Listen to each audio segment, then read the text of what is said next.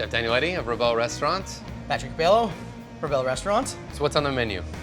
We got fish. It's a fish party. Fish party. Fish party with some accoutrements. I love it. I'm gonna put you to work today. Oh boy. Oh boy. We have halibut, we have tomatoes, we have haricoverts. Those are like one of the iconic French beans. So we're gonna take these beans, we're gonna snap off the tops. All right. Right? I like this dish because it's really about, it's a lot of like textural components, sort of giving some freshness, some crunch, a little bit of green. Got to get your vegetables healthy, especially as you get older, you know. Yeah, no, I understand that. Yeah. So with the halibut, one of the things that I like get a kick out of is using everything of the animal. Got it. So here we also have chicharrones, which is actually it's my favorite part of the fish. Your favorite part of the fish. What part does that come from again? It's actually it's from the skin. So it's same as like you would make your classic like pork rinds. Right. That's what I thought you were talking about. First thing that we'll do is that we're going to cook the beans off. So we're going to cook them fast, and we're going to cool them down really, really quickly. Yellow beans are going in first? Yes, going in first. Drop them in there. The next thing that we'll be doing is the tomatoes. And we're also gonna quickly blanch these in the water. And we're gonna put that into olive oil and shallots, a little bit of salt, and let those kind of just marinate in there. Let's check our beans. When the ice bath just stops the cooking. Stops the cooking. You have that great crispiness. And it also keeps like the color really nice and bright. Now, we're gonna take some of these. We'll do these little yellows first. This time we'll fish them out with a spoon because might as well use it once while it's yeah. So I give it a good 5 seconds, and there we go. And then into the ice as well. Into the ice as well. And then see, whoop. Oh yeah, it just peels it off. Peels right off. Amazing. Yeah, it's great. It's not cooked at all. It's just yeah, it feels like the way it did before. But before we even put it in. A So little it's slimier. Is there a guy whose job it is to peel tomatoes all day long? Yeah, me. Wow, that's the job, huh? That's the job of the chef. I'm glad I didn't become a chef. I mean, mainly because I would be able to serve like one person a day. So, the beans for the dish, we want to just sort of split in half. If you want to do the honors on this one, as the knife is right there. Yeah, like that. Yes, like that.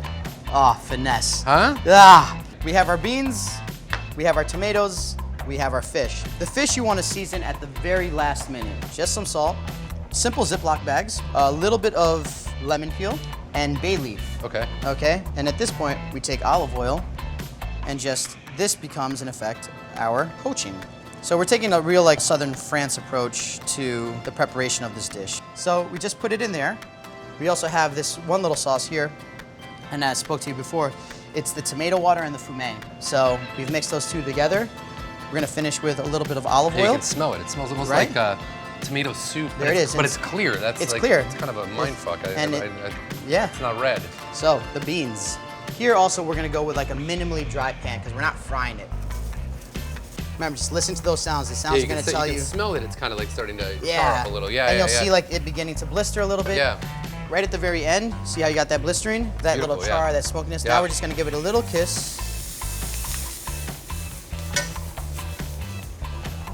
And then done. That was olive oil, a little oil. A little right? bit of olive oil, Yeah. but you saw just like a tiny little bit. So we can start doing some of the dressing of the plate. So this is our really intense tomato paste made here in-house. Yeah. Now we're just gonna begin to sort of arrange on the plate. How's that look? Good? It's looking great. Like the Jackson Pollock of halibut platers. You cleaning up my mess? Damn. Just a little bit, you know. I was gonna get to that. Now, the purslane. So a little bit of olive oil, a little bit of salt. And actually here we're gonna use a little bit of fresh lemon. Now this is gonna be the trickiest part, is handling the fish, because the fish here at this point is... Probably wants to like fall apart, right? And it looks like tender, yeah. So now you can feel it. It's just so fragile.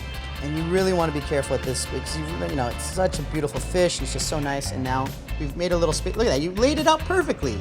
Natural. I'm a natural. Look at that. Put a little bit of the purslane on there. All right. So the sauce, you have all that deliciousness in there. Yep. And we're going to ladle it right over the fish just to give it that last bit of warmth. Right? And just sort of open up all that. So you great. see that, right? So it's now it's explosive. And the last element is buckwheat. Yeah. And this is a trick that I learned from Daniel Rose in Paris. Great mentor of mine, taught me 99% of everything that I know about French food, and definitely paying homage to him. Beautiful. And let's not forget the chicharrones. So, right. there you go. I did select some wine for us to drink with this. Awesome. Not a bad idea, right? Oh. This is a wine from a winery called Wind Gap, owned by a guy named Pax Malay, who's really one of the great producers in Sonoma and in that area, for me, really kind of changing the game. And this is a wine that he makes from a grape called Pinot Gris. It's kind of unique because it can thrive in both cool and warm climates. And in cooler climates, you get that more like light, crisp, refreshing thing that you would get like in a Santa Margherita Pinot Grigio. But in a climate like this, it's more moderately temperatured.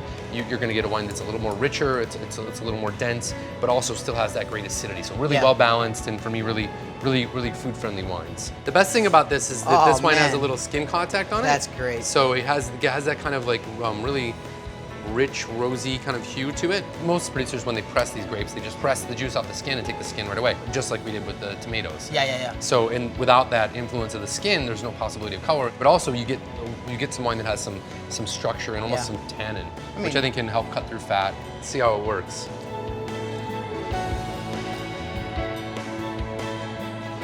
It's still a wine that has like kind of a rich texture, but really great acidity. And this is what this is all about. It's about rich textures and acidity. Yeah. Well done. Cheers, Chef. Cheers. Thank you very much. Thank you. That's a happy marriage. Yeah, it's a pretty good pairing. There's nothing more embarrassing than being that idiot at the party with a big wine stain on his shirt. And so many times you want to look cool and you want to swirl the wine, impress the ladies, but it can be a hazardous thing to do if you don't know how to do it correctly.